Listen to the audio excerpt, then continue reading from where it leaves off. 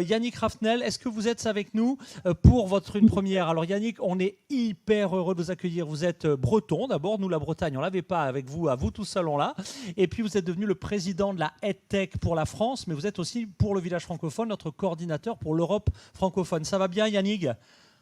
Ça va très bien, oui, oui, avec grand plaisir de me joindre dans la communauté francophone parce que l'éducation, c'est vraiment un sujet absolument incontournable cette année, hein. Ah ben incontournable. Alors justement, on est très en retard. Vos 3 tendances, Yannick? Alors, tout de suite, pour pouvoir parler d'une tendance, il faut d'abord que je parle d'où on part parce que sinon, on ne saurait pas où on va. D'accord. Tout le monde l'a vécu là en 2020, hein. On a eu l'explosion du digital learning, que ce soit dans l'éducation ou dans la formation pro. Et il y a du côté des entreprises EdTech, on a vu des progressions de chiffre d'affaires super importantes, plus de 20%, des bases d'utilisateurs qui se sont démultipliées aussi, des levées de fonds. Bref, on peut se dire que ça boom dans la tech. Alors, du côté des utilisateurs, quels ont été les impacts de la crise du Covid?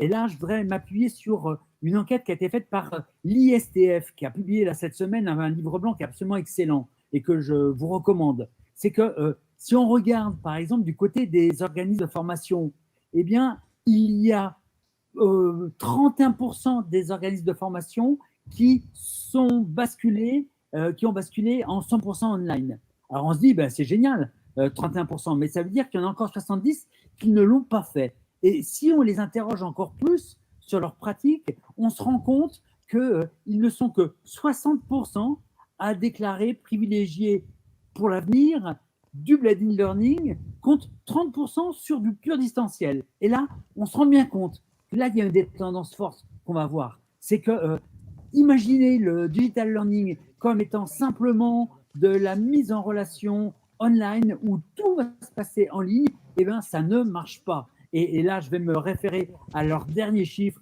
qu'ils nous donnent, qui est très intéressant. C'est que dans un cas sur deux, si on n'a absolument pas d'accompagnement humain, eh bien, on a simplement que 10% des apprenants qui vont jusqu'au bout des parcours de formation. Ça veut donc dire que le mentorat, l'accompagnement, c'est absolument essentiel. Alors là, une fois que j'ai fait ces constats-là, on va pouvoir venir à quelles sont les tendances en 2021 pour le digital learning. Eh bien, c'est surtout de ne plus faire simplement que de la classe virtuelle et de se dire que d'aller interconnecter les gens en mettant du Zoom, de la classe virtuelle, ça marche. Ce n'est pas ça le digital learning. Alors, c'est quoi le potentiel digital learning et qui va se développer, mais de plus en plus?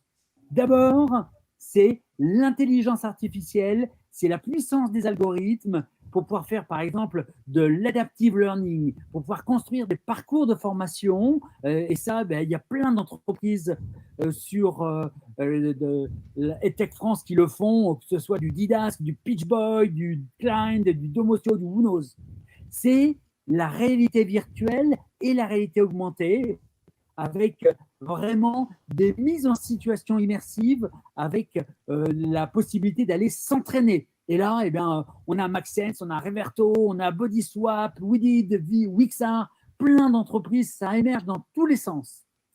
La troisième grande tendance, eh bien, c'est le mentorat, le blended learning, avec des plateformes qui font plus simplement du LMS, mais qui vont apporter une vraie valeur ajoutée en termes d'expérience utilisateur, avec du mentorat, avec de l'accompagnement absolument indispensable.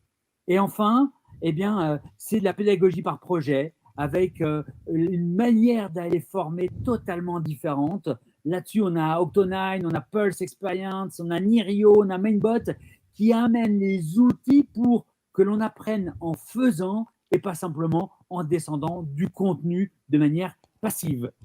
Dernière chose, ce sont les smartphones avec du quick learning, avec du gaming. Et là, ben, on a des très, très belles entreprises avec Teach on Mars, avec InTeach, avec Biddies, qui sont en train d'inventer d'autres manières d'apprendre en jouant. Eh ben, franchement, on se connaissait à peine il y a quelques semaines. Moi, je suis bluffé. Merci, efficace, précis. C'est le début, hein, parce que tout au long de l'année, on aura plein d'occasions de faire le point sur toutes ces EdTech, cette smart éducation dont nos enfants, mais aussi à tout âge, on a tant besoin. Un grand merci, Yannick. Bienvenue au club. Bienvenue dans le village francophone, dans le My Global Village. À très vite.